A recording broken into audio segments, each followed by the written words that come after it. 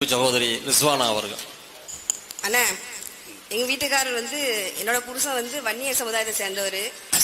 இஸ்லாத்துக்கு வந்துட்டாரு. இப்போ அவர் பெரும்பான்மையரா சிறுபான்மையரா? இந்த கேள்வி நீங்க பதில் சொல்லணும். இது அண்ணன் கேட்க கூடாது. சொல்லுங்க அண்ணா, நீங்க சொல்லுங்க. இல்ல இல்லைங்க பாருங்க, இதை கத்து கொடுத்ததே நான் தான் உங்களுக்கு. ஆமா, கண்டிப்பா உங்கள்ட்ட இருந்தா வந்தது எல்லாமே. அதாவது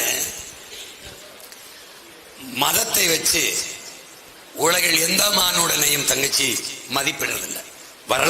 வரலாற்றுல எங்கேயுமே மொழி இனத்தை வச்சுதான் மக்களை மதிப்பிடுவாங்க. அப்படி பார்க்கும்போது நீங்களும் உங்கள் கணவரும் பெரும்பான்மை தமிழ் தேசிய இன மக்கள், நீங்கள் சிறுபான்மை இல்லை. அத உங்க கணவரே சான்று. உங்களை திருமணம் செய்கிற வரை அவர் வன்னியரா இருந்திருப்பார், இந்துவா இருந்திருப்பார், பெரும்பான்மை. உங்களை திருமணம் செய்த உடனே அவர் சிறுபான்மை என்பது எவ்வளவு கேவலமா கேலியா இருக்கோ. இப்ப என் தம்பி அபு இருக்கான், இந்த காயல்பட்டினம். அவன் நேசிச்சு திருமணம் செய்த பொண்ணு வேற ஒரு சமூகம், அது இந்து சமயத்தை ஏற்ற பொண்ணு. அப்ப அவன் திருமணத்தை நான் தான் நடத்தி வச்சேன். அந்த இடத்துல இந்த பெரும்பான்மை சிறுபான்மையை விளக்கி பேசினேன். இப்ப இருக்கிற என் தம்பியை மணக்க போற அந்த பெண் இந்த நொடி வர பெரும்பான்மை.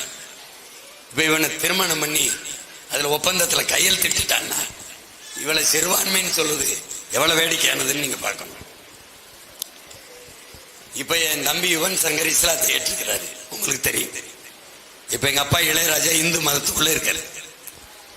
அப்பா பெரும்பான்மை, மகன் சிறுபான்மைங்கிறது ஏற்குதான் இந்த சமூகம். அது மாதிரிதான் இது. நீங்கள் இஸ்லாத்தை ஏற்றதாலேயே சிறுபான்மை அல்ல, நாம் பெரும்பான்மை தமிழ் தேசிய இனத்தின் மக்கள். இதற்கு வரலாறு அண்ணன் வரலாற்று பூர்வமா பேசி வரேன் பாருங்க. பாகிஸ்தான் இந்தியாவிலிருந்து ஏன் பிரிஞ்சது? மதம். நாங்கள் ஓரிரை அல்லாவை ஏற்று நபி மொழியை வழியாக ஏற்று போனோம். நாங்கள் இஸ்லாமியர்கள் தனி நாடு. அங்கிருந்து பங்களாதேஷ் ஏன் பிரிஞ்சது? ஒரே இறைவன் தானே, ஒரே தூதர் தானே. எதுக்கு பங்களாதேஷ் பிரிஞ்சதுன்னா அவங்க உருது ஆட்சி மொழி, நாங்க என் மொழி வங்காளம், என்னாச்சுன்னு பிரச்சனை வந்தது. அப்ப அவன் உருது, நான் வங்காளி.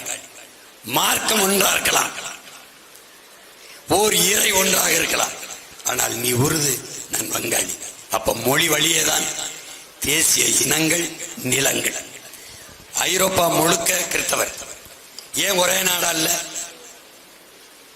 ஏன்னா நீ பிரெஞ்சு, நான் ஜெர்மனி, நார்வே, ஸ்வீடன், டென்மார்க். அவனவன் மொழிக்கு மொழி ஒரு நாடை கட்டிட்டு பிரிஞ்சிட்டான்.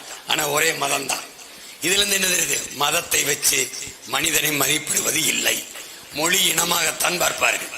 அப்படி பார்க்கும்போது நீங்களும் உங்கள் கணவரும் உலகில் பெருத்த தமிழ் தேசிய இனத்தின் மக்கள், 13 கோடி மக்கள் தொகை கொண்ட மக்கள்.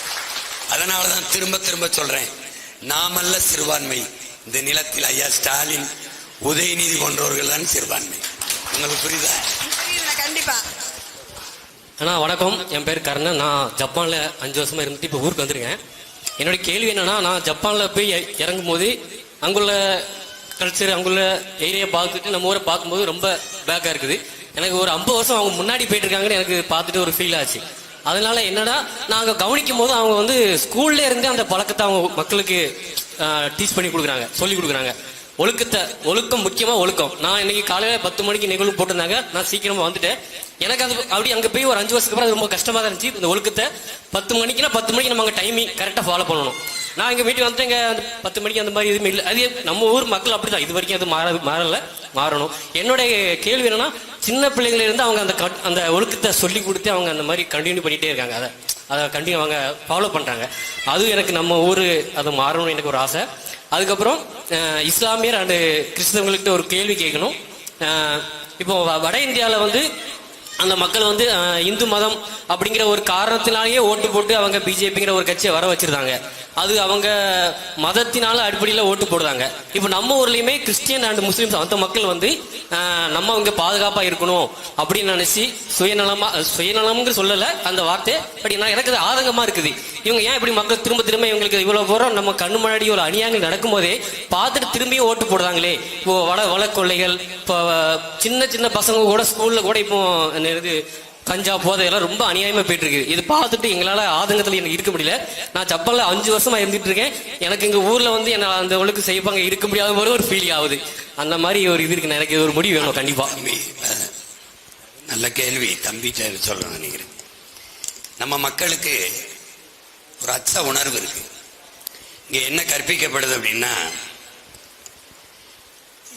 என் மக்கள் வந்து ஏக இறைவன் அல்லாஹ்வை நம்புறாங்க, முழுமையா நேசிக்கிறாங்க, நபிகளின் கொள்கையை ஏற்கிறாங்க. ஆனா நடைமுறையில வந்து வாழும்போது அதுக்கு நேர் எதிராக வாழ்றாங்க.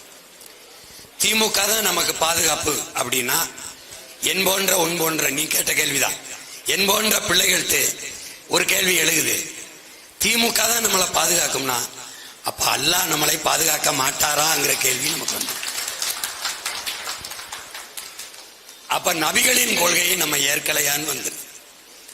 இப்போ குரானோ இப்ப இந்த மார்க்கமோ தீமை என்று, ஹராம் என்று, சாத்தானின் செயல்கள் என்று எதையெல்லாம் நமக்கு கற்பித்திருக்கிறதோ அதையெல்லாம் இந்த ஆட்சியாளர்கள் செய்யறாங்க. நபிகளே ஊழல் லஞ்சம் பெறுபவனின் மீது இறைவனின் சாபம் உண்டாவதாக என்று சொல்றாங்க. இப்ப எங்க அண்ணன் ஊழல் லஞ்சம் செய்யல, நான் செய்யல, என் தம்பி சைவெல்லாம் செய்யல. ஆனால் நாங்க ஊழல் லஞ்சம் பெறுபவனுக்கு வாக்கு செலுத்தி துணையா நின்றோம் அப்படின்னா அந்த சாபம் எங்களுக்கும் படரும் தானே. அதான் இங்க இருக்கிற கேள்வி. நம் மக்களுக்கு ஒரு அச்சம் இருக்கு, அது தேவையில்லை. நம்ம வீர மரபினர், நமக்கு நாம தான் பாதுகாப்பு. இந்த நாட்டில் இஸ்லாமிய கிறிஸ்தவ மக்கள் தான் பன்னெடுங்காலமாக திமுகவையும் அதன் குடும்பத்தையும் பாதுகாத்து பத்திரமா வாழவும் ஆளவும் வைத்திருக்கார்களே ஒழிய அவர்கள் நம்மளை பாதுகாக்கல. அப்போ நாம தான் அவர்களுக்கு பாதுகாப்பா இருக்கோம், அவங்க நமக்கு பாதுகாப்பா இல்லை. அதை இனி வரும் காலங்களையாவது உணர்ந்து தெளிந்து இங்கே அமர்ந்திருக்கிற என்னிலும் இளைய என் தம்பி தங்கைகள் புரிந்து கொண்டு வீரமிக்க மக்களாக, துணிவு மிக்க மக்களாக வரணும். இப்போ இந்த சந்திப்பின் வாயிலாக நான் சொல்வது, கோழைகளாக இருந்தால் எங்களுக்கு அச்சமாக இருக்கிறது, பயமாக இருக்கிறது, திமுக வந்தாதான் பாதுகாப்பு என்று நீங்கள் கருதுவீர்களே, ஆனால் திமுகவுக்கே வாக்கு செலுத்துங்கள். இல்லை, நாங்கள் வீரர்கள், துணிந்தவர்கள், எங்களுக்கு நாங்கள் தான் பாதுகாப்பு, எங்களுக்கு மேலே எல்லாமாக எங்களுக்கு அல்லாஹ் இருக்கிறான், அவன் எங்களை பாதுகாப்பான் என்று நம்புவர்கள் இந்த மகன் எனக்கு வாக்கு செலுத்துங்க. இதுதான் நம்ம கேட்கிறோம். அதுல நீங்க கேட்டீங்க அண்ணன் ஜப்பான்ல எப்படி இருக்குது, கல்வியில் அது 2வது இடத்துல இருக்கு, முதல் இடத்துல தென்கொரியா இருக்கு. இந்த 2 நாட்டையும் முந்திட்டு நாம ஆட்சிக்கு வரும்போது தமிழ்நாடு இருக்கும். நீங்க நம்பிக்கையோட இருங்க, நம்பிக்கையோட போங்க. நம்ம ஆட்சி வந்தவொடனே திருப்பி இங்க வாங்க. நன்றி சொல்றேன்.